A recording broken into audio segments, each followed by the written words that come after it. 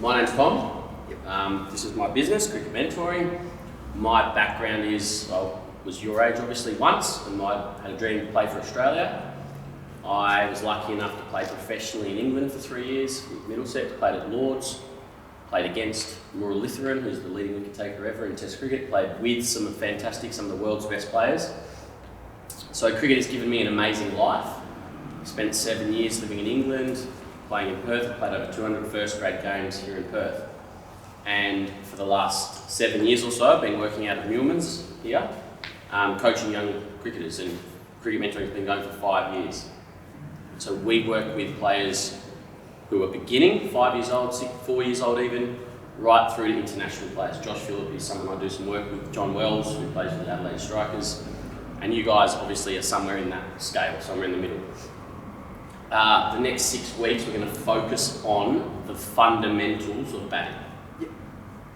So we talk about 6 pillars of success. To be successful, you need to tick boxes in all 6 of these areas. Technique, we call it technical. Tactical, that's about understanding the game. Mental, emotional. Emotional is your nerves and dealing with your anxiety and stress. Physical, to be successful you have to be physically fit, healthy. Yep. And then lifestyle. So this is going to focus on technique, but where we went with the other boys, we spoke quite a bit about mindset as well. Yep. Little bit about tactics, but it's hard to do tactical stuff in the nets. That's more for sort of centre wicket practice and that sort of thing. So we're going to try and give you better foundations on front and back foot in your technique. So it's basically around building repetition, building muscle memory. And my goal is to have you guys understand what you're doing. Because at the end of the day, when you're in the middle, and you might be batting with Sean at the other end, and he can sort of help encourage and stuff, but you've got to be a good problem solver. Yep. Batting's about problem solving and working out, okay, I'm falling over, and I could get LBW for that straight ball, so I've just got to get my head a little bit stiller and then I'll be okay. So constantly trying to understand and also problem solve, understand how the opposition are trying to get you out. Yep. Okay. Yeah, so we're going to just give you some skills that will help you hit the ball better, so you feel more confident, and you can handle the opposition's best bowlers, and then you guys will hopefully understand how you're doing that as well. Yeah, something that I try and do is keep things as simple as we can. It's a pretty complicated thing. It's actually pretty simple. Try and hit a cricket ball, try and hit a ball. But it can get very complicated when we start thinking about all the different parts that move to hit the ball. We've got to try and keep it simple. Yeah? The best way for you guys to learn is to ask questions. All right. So I'll always say, does that make sense? And if you don't get it, I don't want to hear that, yes, you've got to be honest and say, no, I don't get it. Because then we can try and explain it a different way. Yeah? And if you're unsure, or you've got an idea or a thought, and you say, oh, what happens if I do this? Or in a game, I do this, what should I do? That's how you're going to get the most out of these next 6 weeks. Yeah, the more information, because I've never seen you play, I don't know anything about you guys right now. So the more information you can give, I always get caught at mid-wicket. Okay, cool, let's talk about why and how we can fix it. Just that little bit of information gives me some understanding about what's going on in your game. Does that make sense? Yeah. So don't be afraid, there's no such thing as a silly question. I'll often ask you guys questions, but most of the time, I don't expect you to know the answer most of the time. Okay.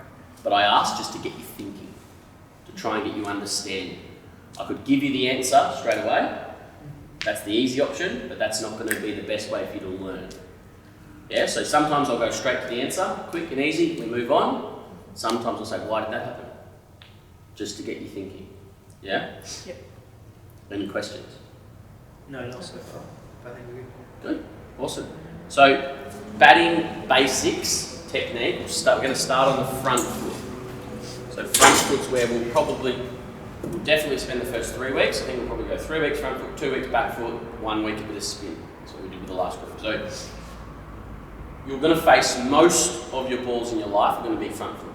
That's where the bowler attacks the stumps, and you have to be able to get in a position that can handle those deliveries on the stumps or just outside the stumps. So batting is what we're trying to achieve. We want to get our bat. Okay, I'm going to ask you a question. First question. What's the most efficient way to travel from point A to point B? Straight line. Well done. Straight line. Great answer. So we were trying to get our bat swing through the line of the ball in a straight line. Yep. Most people don't get their bat in a straight line. It comes across in different angles, and we lose power and momentum in different directions, and therefore we don't hit the ball very well. Yep. So our goal here is we're going to try and get in positions with our body that allow our bat to come through in a straight line. Okay, so when the ball's straight, we're trying to bring it through in a nice straight line. When it's short, that's when we can sort of do different things, cuts and pulls and whatever, but we're still going in straight lines. We're still trying to have an efficient bat swing. Okay, you're both right-handed batters. Are you right-handed throwers? Yeah. Right-hand dominant? Yep. So naturally, I know for a fact, without having seen you hit the ball, you're going to want to use your right side to hit the ball. Because that's your strength. Your whole life you've relied on your right side to do things. If you do that in cricket, when the ball's straight, you're going to yes, you can get more power, and that's what we do when we're trying to hit sixes. But when we're trying to hit with a straight bat, we actually want to use our left side a lot more. Does that make sense? Yeah. Our top arm, right from our pec all the way through, our top arm, top side is what I call it, front side. This is the back side or bottom arm. We want our front arm, top hand, top arm to do the work when we're hitting with a straight bat. Yeah, so that's the first concept we're going to try and understand. We're trying to, and I guarantee you there'll be a bit of this where you're both using your right hand a bit. So we're trying to get out of that habit and get in the habit of using your left side more. I talk about a concept of high risk and low risk. Yeah. Okay, if something's high risk when you're batting, what does that mean, do you think? I guess more likely to get out. Well done, great answer. You're more likely to get out to high risk. So we want to try and always bat low risk. So we want to get in positions where we're less likely to get out. It's low risk. The ball's travelling this direction and our bat's going this way most of the time, that's high risk. We're more likely to get out.